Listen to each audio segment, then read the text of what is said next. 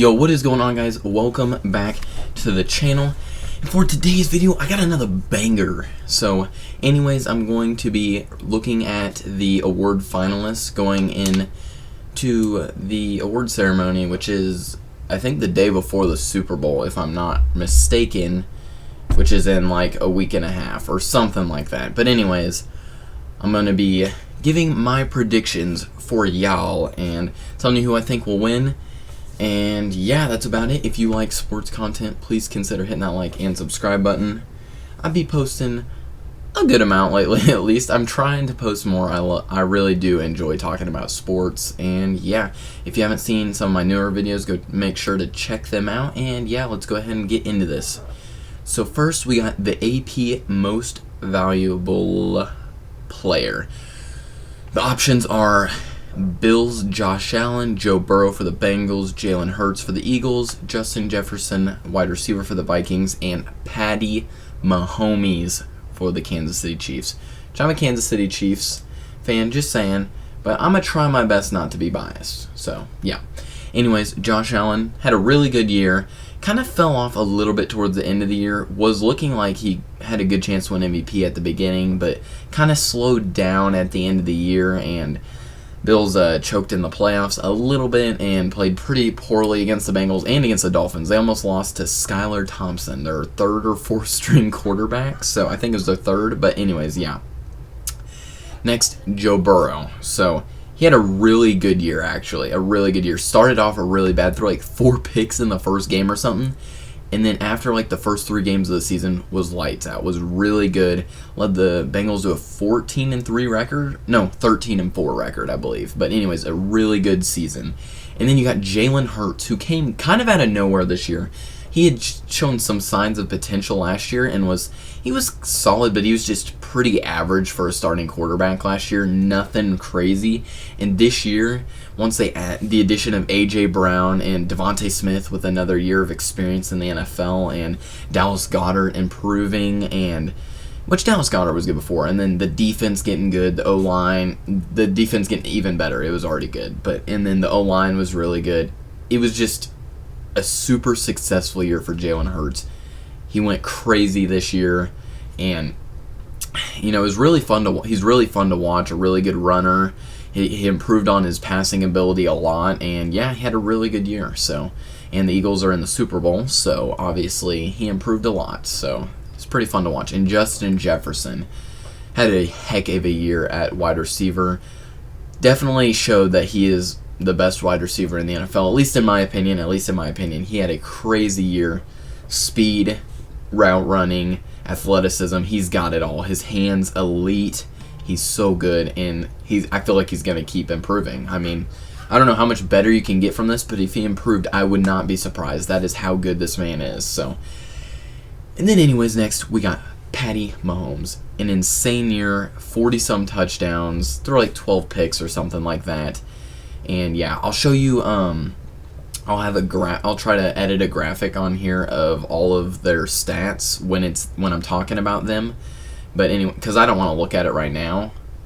But because I already kind of have my picks picked. I mean, I looked at them before, but I can't remember exactly what they were. But I don't want to look at them again, really. But anyways, they had great years, and my MVP pick. I'm going to be making my MVP pick now, okay? By the way, I didn't talk about Mahomes much, but I'm a Chiefs fan, obviously. Mahomes had a crazy good year, leading the Chiefs to a 3rd Super Bowl in 5 years. 5 years he's played.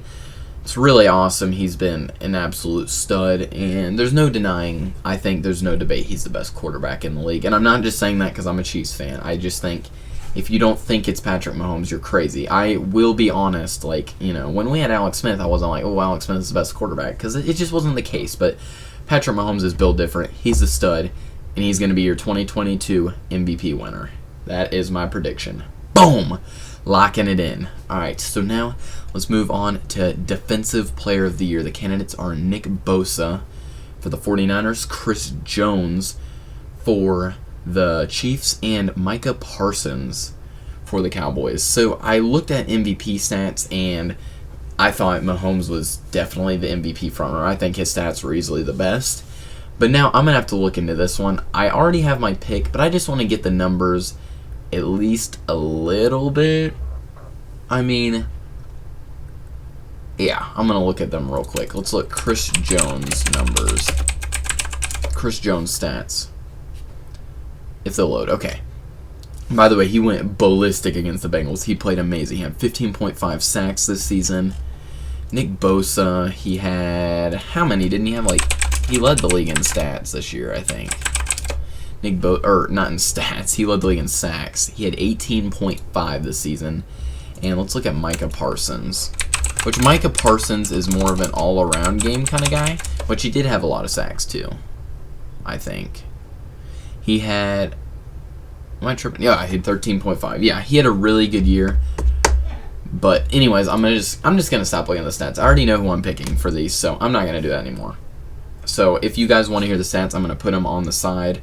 I would read them off, but that would take forever. But I'm gonna kind of talk about them from what I've seen, like from what I've watched. I don't have their stats memorized, but anyways, Chris Jones, I'm gonna start with him. I'm a Chiefs fan, so I watch him every week, and he is a stud. He is a big mismatch problem in the middle at D tackle. Really glad they switched him back to D tackle. They had him playing defensive end a lot last year because of some of the players we had, but he fits so much better at defensive tackle, and not very many O linemen can block him. He is a tough guy to block. If you watch the Bengals game, he was dominating all night. If it wasn't, he had 2 sacks, and even when he wasn't getting sacks, he was pressuring Joe Burrow like crazy. Chris Jones is a stud, and I am really happy to see him on this Defensive Player of the Year, even in the top 3. That's awesome. Next, we'll go Micah Parsons. He is the best all-around defensive player in the league. I think his coverage isn't like the best for a linebacker, but it's pretty solid, and he gets sacks like crazy for a linebacker. He is a linebacker, and he had 12.5 sacks, I think it said, this season. He is an absolute stud, an absolute menace, a mismatch problem for anyone. He hits like a tank. He is super fast, athletic. He is the full package, and he is still so young. It is his 2nd year in the league, which is insane that he's already a Defensive Player of the Year candidate. Just keep watching for him. He's going to keep improving, I think. I don't see any signs of him slowing down. But next, we got Nick Bosa for the 49ers. Led the league in sacks with 18.5. He is probably the best pass rusher in the game. He has great footwork or handwork. He just gets by. He's super strong. He's freaking jacked, and you mix that with his speed, his athleticism, his skill. He's got good, handwork, footwork, good technique is what I'm looking for, and he is just a mismatch problem. And I have Nick Bosa winning the AP Defensive Player of the Year award this year. All right, Offensive Player of the Year. We got Tyreek Hill for the Dolphins, Jalen Hurts for the Eagles, Justin Jefferson, and Patrick Mahomes. I'm going to be quick about Patrick Mahomes. I gave him the MVP award, and normally they don't give someone Offensive Player of the Year if they win MVP because they want to give it to someone else, because then it would just be, honestly, if you're being realistic, it would be the same person that wins MVP, because MVP, the player is always on offense. For keeping it real, it's normally a quarterback too. But anyways, if someone wins MVP, they're obviously the best offensive player, really, if you think about it. So, and also, I guess you can think differently as far as most valuable. But anyways, Patrick Mahomes, scratching him off. He's not gonna win it, I'm assuming, because he's gonna win MVP in my opinion. So, yeah, let's move on. Tyreek Hill, Dolphins wide receiver. So, I'm a Chiefs fan. I've said this. When he left, I was honestly a little heartbroken. I was really upset. I was really sad because Tyreek Hill is a stud. He's so good, so fast, so electric, so fun to watch. And when he got traded, I'm not going to lie, I was a bit worried. I was a bit nervous about the Chiefs going into the season. I was like, oh my gosh, what are we going to do? We got Kelsey and then who? We had some okay receivers like Mecole Hardman and... yeah, that we had okay receivers, but not Tyreek Hill. Tyreek Hill is one of the best receivers in the league. he's a stud. I was worried. We made pickups of Juju, Marquez Valdes-Scantling, just some solid guys to get the ball to. Traded for Kadarius Toney, but anyways, I was really worried. And Tyreek Hill, he proved that he didn't need Patrick Mahomes. I'll say it. Patrick Mahomes is the best player in the league in my opinion, but Tyreek Hill showed that he is that good of a player. He doesn't need Patrick Mahomes. He will still ball out. He was arguably the best wide receiver in the league in the season until he got hurt. So he was a stud, a great season for Tyreek Hill, and I don't see any signs of him stopping because that speed is just too hard. It is so hard to guard. But anyways, next we got Jalen Hurts. I already talked about him a good amount, so I won't talk about him much. But, he had a great year, unexpected, I think people saw improvement, but they didn't see him improving to MVP level, but he has an insanely good team, so that definitely did help. But Jalen Hurts looked really good. He was throwing it way better than before, and then when the throwing wasn't working, he was a really good running quarterback too. He's really strong and athletic, and yeah, he had a really good season on the ground and passing. Obviously, he's a quarterback, but he ran really good this season for a quarterback. So anyways, next is Justin Jefferson. I already talked about him too because he was also an MVP candidate, and yeah, so in a crazy good year. Was he first in yards? I think he was. I think he was first in yards for a receiver this season. I could be wrong, but I think it was Tyreek Hill for a lot of the year, and then when he got hurt, Justin Jefferson took over, but I could be wrong. But anyways, Justin Jefferson's the full package. I've already talked about him. He is elite. He's so good. He can break your ankles. He can cook you. And he's just so good. The only thing he's really missing is strength, but he's so good he don't even really need strength, but that's just one thing that would help him. I think he is one of the most complete wide receivers I have seen since I've been watching pro football. He is that good. And yeah, I have him taking home the Offensive Player of the Year award this season. Alright. Next, we're moving on to Offensive Rookie of the Year. And sorry if I'm taking a long time. I just really enjoy talking about sports, and I know I'm rambling, but Anyways, let's go ahead and go. The candidates for Offensive Rookie of the Year are Brock Purdy, Kenneth Walker III, and Garrett Wilson. Okay. Brock Purdy. I'm going to go ahead and already say this. I'm going to say no for Brock Purdy. Yes, the games he did play in the regular season, which I believe was 5 or 6, I can't remember. He was lights out. He was really good. But he had a really good team, which did help. But you can't deny he was the third-string quarterback going into the season. Injuries got him to the starting position, and he balled out. You can't deny it. He belongs here. He really did play really good, and it was super unexpected. And I'm going to be honest, I had no idea who he was, and I think a lot of people didn't know who he was.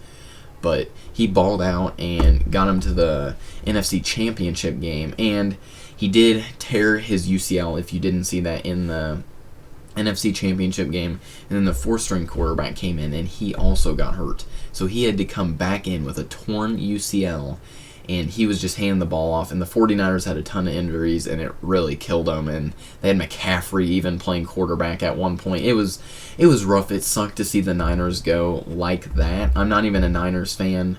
Obviously I said I'm a Chiefs fan, but, you never want teams to, just injuries to ruin the game, because I was expecting that to be an insanely good game. The Eagles, Niners, the 1 and the 2 seed, two of the most complete teams in the league, but it kind of got ruined by injuries. But yeah, what Brock Purdy did was spectacular. I can't lie. He balled out, but I just don't think he played enough to win that award. Anyways, we got Kenneth Walker III, Seahawks running back. He played really good. He was also kind of unexpected to do this good. I can't remember when he was drafted. It wasn't first round. It was second or third round, I believe. And he played really good and showed that he has potential to be one of the best running backs in the league.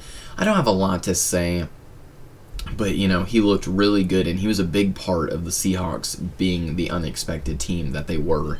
The Seahawks were projected to be one of the worst teams in the league, and he was a big part of that offense and what kept them going and what helped them reach the playoffs. So Kenneth Walker had a great season and definitely belongs here.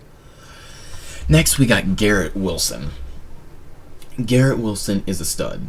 He had over 1,000 yards, and he did this all on the Jets. He had 1,100 yards or something like that on the Jets, who had arguably the worst quarterback situation in the entire league. It was, if not the worst, it was one of the worst.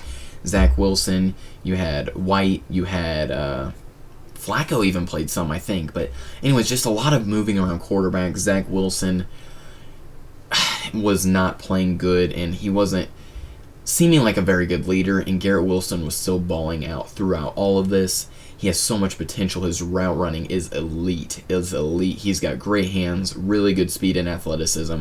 I think there's a good chance he's a top 5 receiver in the league. If not next season, the season after that. In a year or two, he is going to be one of the best. He is very good, and I have him winning Offensive Rookie of the Year. Some of you might not agree with that. A lot of people are saying Kenneth Walker, but I think Garrett Wilson should win. Okay, AP Defensive Rookie of the Year. We got Sauce Gardner for the Jets, Aiden Hutchinson for the Lions, and Tariq Woolen. Alright, I'll start with Aiden Hutchinson. Aiden Hutchinson started off the year a little bit slow. Wasn't bad, but he was just kind of average. And then towards the end of the year, when the Lions were going on that run, he was looking like the second overall pick. He was a stud. He was a defensive menace. He was getting a lot of pressures, starting to get more sacks, and he was even getting a few picks. I think he has tied the record or something for most picks by a defensive lineman ever. Like, he had like 3, which you're like, that's not that much, but he's a defensive lineman, and he got 3 picks, which is pretty impressive. He was a ball hawk. He was really good, and Aiden Hutchinson, I think, is going to keep improving. So now we'll go with Tariq Woolen, a really unexpected guy here. Tariq Woolen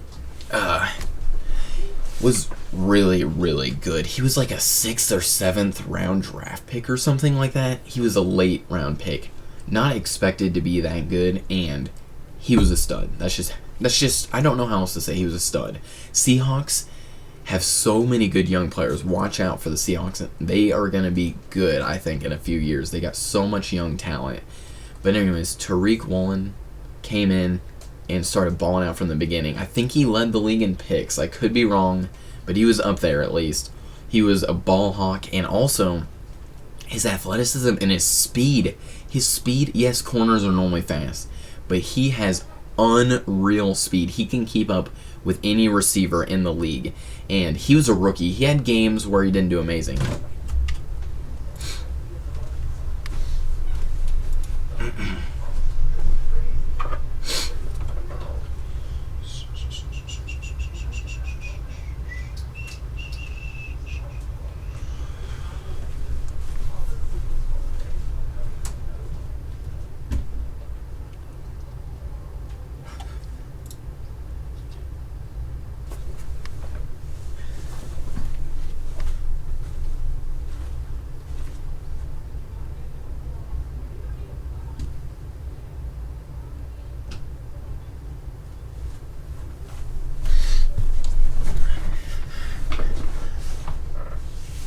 Alright, sorry, my dad walked in. But anyways, he had games where he showed a little bit signs of being a rookie, basically. An inexperience is what I'm saying, but he looked unreal. His athleticism is off the charts, and he's really good at fixing his positioning. I don't know exactly how to say it, but repositioning or whatever. You know, if he makes a wrong or a misjudgment, he's really good at getting back.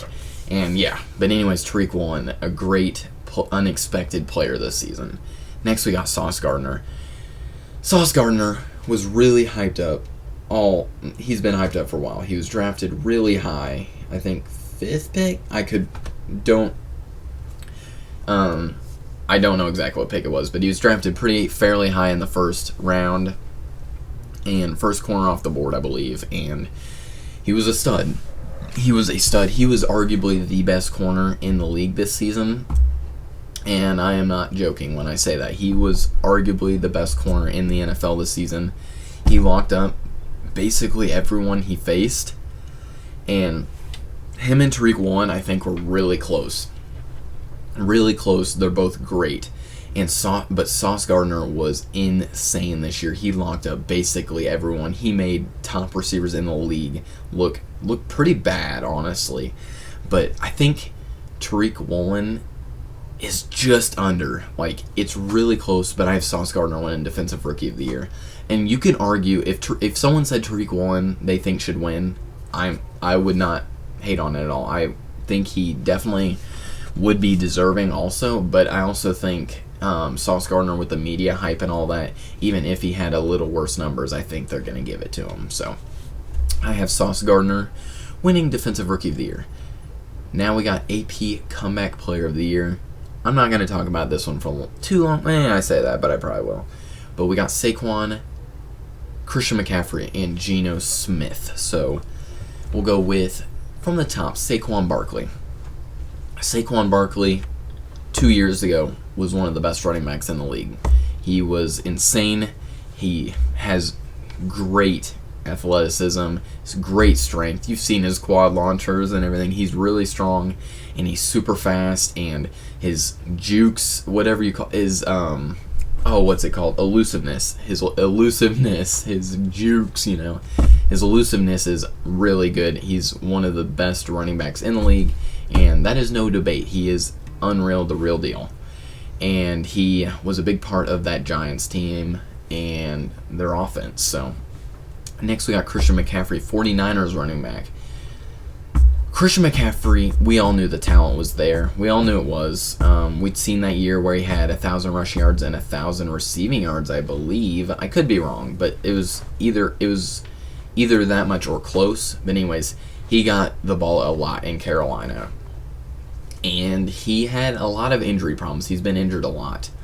But he was unreal, and this year he was finally healthy again. Balled out on the Panthers. They were giving the ball a lot because the Panthers are terrible.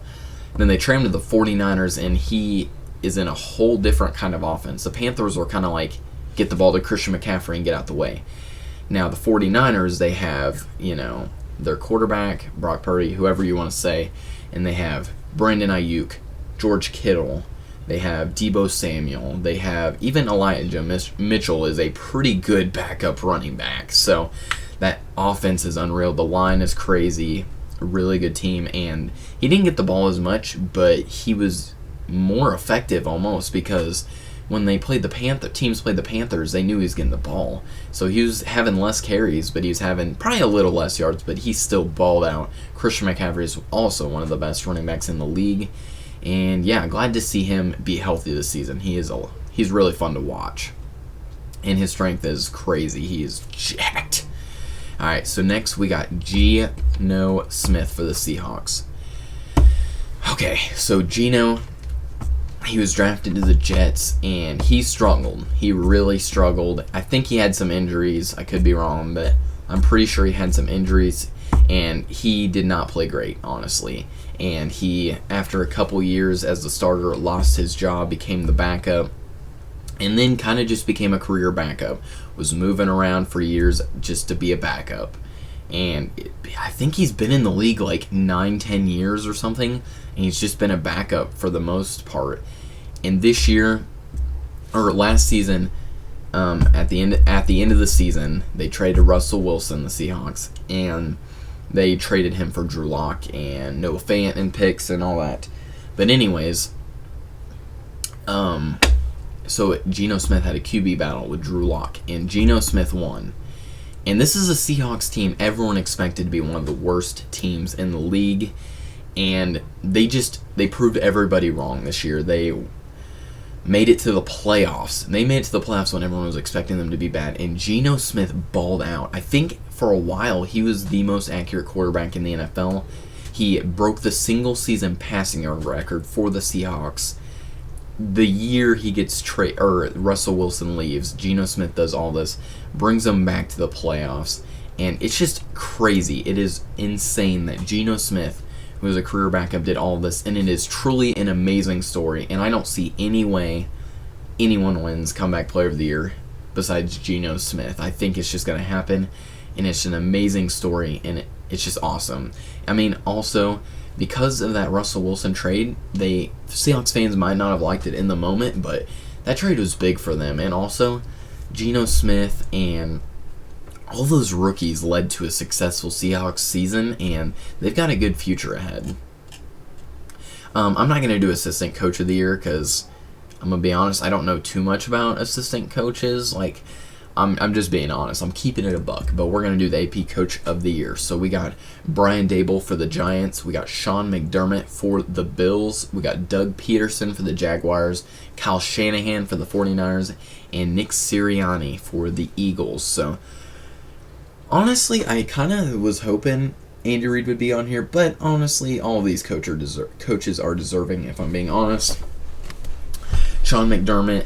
The Bills got a really good team. I don't got too much to say on a lot of these coaches, but they were really good. They were really good last year and the year before and all that, and they didn't get it done much this year. So, I mean, they played great in the regular season, but when it got to the playoffs, they kind of sold again.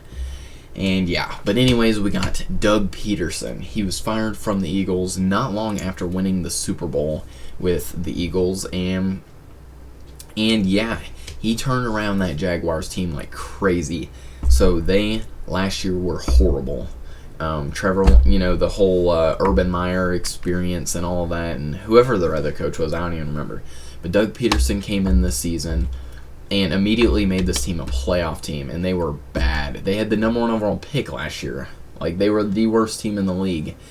And they literally turned around from the worst team in the league, got the number 1 overall pick, to a wild card team.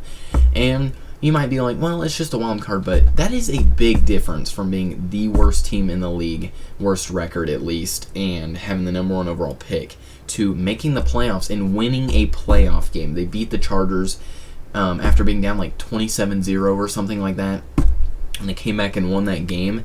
It just shows Doug Peterson is an amazing head coach, and yeah, he got him back in that game, even against the Chargers, in that comeback win. He got his team back in the game, and they ended up winning it. So Doug Peterson, a great coach, definitely should be a Coach of the Year candidate. Kyle Shanahan, he's one of the best coaches in the league.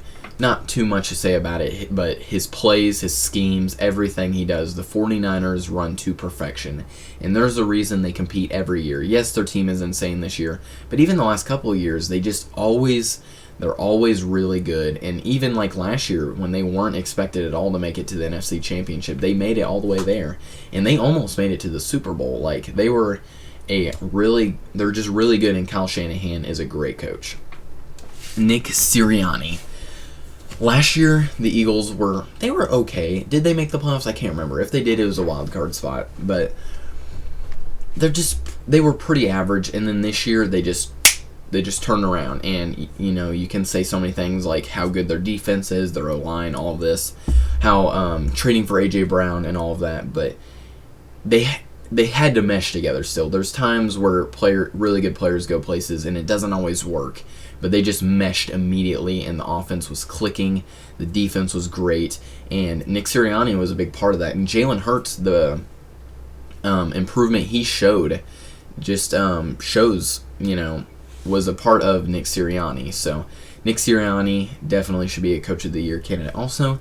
And now we got Brian Daboll for the Giants. So the Giants have been a terrible team for years, basically since Eli Manning was good, or at least was in his prime. When he was towards the end of his career, they were really bad, and then the last couple years with Daniel Jones, they've been really bad. And they came in, they made basically no moves. They drafted Kayvon Thibodeau, but they didn't really do much. They got Kenny Golladay, but he didn't even really play this year. But anyways, this is a team that still does not have a very good roster, and they made it all the way to the playoffs, and they won against the Vikings, which the Giants were underdogs for. And Daniel Jones is looking better and better each year. He's kind of slowly progressing, but he showed potential this year, and they have no really good receivers at all. Like, a lot of the receivers would be their best receiver would be maybe a number 2 on another team. Maybe. No way none of them would be a number 1 on almost every other team. So this is a team that, if I'm being honest, has a pretty poor roster for the most part. They have a solid defense. The O-line's and the offense is but but they just found a way to get it done, and I think a big part of that was the addition of Brian Daboll and what he brought to the team, and they ended up making a playoff push, made it all the way to the divisional round, and this is a year, I think, if you're keeping it honest, you did not expect the Giants to make the playoffs. I did not expect the Giants. I didn't expect them to make the playoffs, you know? And I think Brian Daboll was a big part of that. And people might not agree with me, but I have Brian Daboll winning Coach of the Year. I think the turnaround for that team is bigger than most of them. I think Doug Peterson should be second probably with the Jaguars, but they had potential and they traded for Christian Kirk and all that. The Giants just had no offense besides Daniel Jones and Saquon, and they had a great year. They just found a way to get it done, and I think a big part of that is Brian Daboll. So anyways, sorry that video was probably kind of long. I kind of rambled. I'm sorry, but yeah, that's going to be it for this video, and I hope you guys did enjoy. If you guys want to see more content like this, hit that like and subscribe button, and I'll see you in the next one. Peace out.